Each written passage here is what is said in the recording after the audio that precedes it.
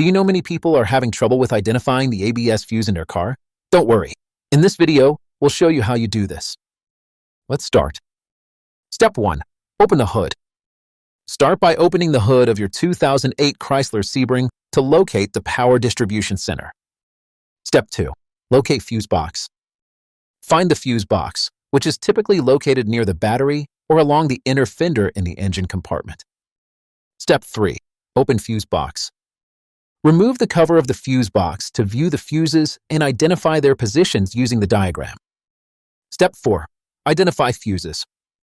Identify the 30-amp pink and 40-amp green fuses responsible for the ABS and electronic stability control modules.